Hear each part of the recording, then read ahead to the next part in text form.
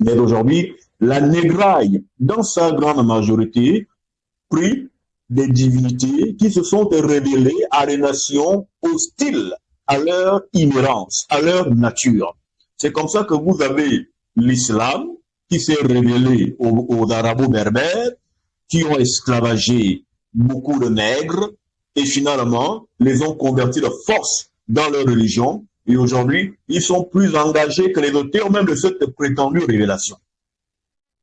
Vous priez des choses que vous ne connaissez pas. Voici aujourd'hui des Bantous qui jouissent, qui s'extasient, qui éjaculent dans leur esprit au sujet de Jésus, cet esclavagiste créé de toutes pièces pour asseoir une hégémonie. Et le voilà maintenant aujourd'hui, vous verrez des Bantous tomber en extase de jouissance face à un sauveur qui ne les connaît même pas, qui ne connaît pas leur village, qui ne connaît pas leur histoire, un sauveur qui a même participé à leur assujettissement. Et souvent, vous entendrez ces déracinés attardés, vendus, demander qu'est-ce que notre tradition a fait en Afrique, alors que nous prétendons que la tradition est ce qu'il faut. Mais la question qu'on pose aux Africains, c'est que l'Afrique subsaharienne, les Congo, sont christianisés à plus de 80%. Donc vous êtes plus nombreux que nous autres qui crions des voix minimes. Pourquoi votre Jésus, votre religion n'arrive pas à vous stabiliser? Pourquoi sommes-nous encore dans cet état de condition alors que vous avez le salut, c'est vous qui écrasez des têtes de serpents, de scorpions, c'est vous qui avez la vérité. Pourquoi sommes-nous encore dans ces conditions? Parce que le sauveur que vous priez n'est pas le bon, vous êtes une bande de putes, vous êtes des salopes spirituelles, vous vous prostituez à des divinités qui ne sont pas les vôtres, vous priez des dieux que vos ancêtres n'ont jamais connus, vous êtes une race infidèle, des fils et des filles indignes. Voici pourquoi vous souffrez, parce que vous vous êtes adressé à des dieux que vos ancêtres ne vous ont jamais légués. Dieu est un legs. Dieu est un legs. On vous lègue le Dieu que vous priez. Dieu est un totem. On vous lègue le totem. Dieu est un gris-gris. On vous lègue le gris-gris. Hein? Dieu est un fétiche. On te donne le fétiche là. C'est un fétiche qui se passe de père en fils. C'est un élément familial. Hein? Dieu est un fétiche de peuple, un fétiche de famille, un fétiche d'ethnie, un fétiche de clan, un fétiche de peuple. Et tous les peuples ne peuvent pas avoir le même fétiche. C'est pourquoi dans Deutéronome 32, verset 8, Tario a soumis chaque peuple sous l'autorité d'un être céleste. Autrement dit, chaque peuple a été soumis à un fétiche spécifique.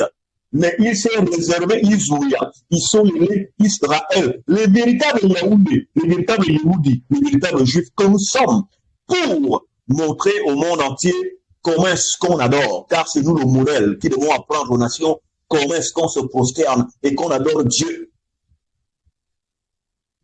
Mais nous nous sommes égarés et avons commencé à mal exploiter les lois que Tario, dans sa toute divine puissance, a libéré des entités de confusion en autre endroit, qu'aujourd'hui, quand à Tsamel, j'enseigne et que je cite la Bible, des attardés, des petits nègres qui sont là, aucune connaissance, aucune lumière, ils rient. À pourquoi ils citent la Bible alors qu'il est dans la tradition?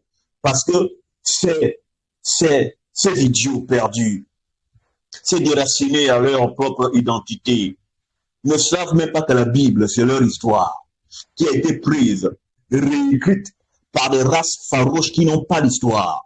Ils se sont appropriés leur identité, leurs coutumes, leurs us, leurs croyances. Ils se les sont prises pendant que eux, ils étaient dans la débandade, en train de pratiquer l'infamie, coucher les femmes des autres, manger les viandes interdites, faire des choses abominables. Et Tario a fait qu'ils oublient qu'ils sont le peuple de Dieu. Et aujourd'hui, quand un homme de lumière lit la Bible, tel que je le suis, voilà, il crie non, ou c'est la tradition, ou c'est la Bible. L'ignorance est un crime, et c'est le plus grand crime de l'homme noir. Et c'est pourquoi cet individu souffre. Il souffrira aussi longtemps qu'il demeurera bête, car la bêteté ne pardonne pas. Toutes les personnes bêtes sont vouées à la perdition.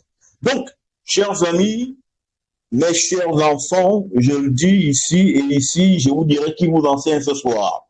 Il faudrait que vous arriviez à la connaissance. On ne prie pas un Dieu qu'on ne connaît pas. On ne prie pas un Dieu qu'on ne connaît pas. Hein? Le Dieu que vous priez doit d'abord se présenter. Il doit faire ses preuves. Et une fois qu'il a fait ses preuves, là, vous pourrez peut-être vous agenouiller pour le prier. Mais tant qu'il n'a pas fait ses preuves, il ne peut pas être votre Dieu. Et notre Dieu, Tareyo, Nareyo, Pakandambe, dans sa toute divine puissance, a fait ses preuves. Il nous a montré que c'est le Créateur, au travers de l'expérimentation, par expériencisation, que nous avons eu de lui. Et c'est pourquoi, justement, l'avons-nous, par nos ancêtres, nommé Zaman.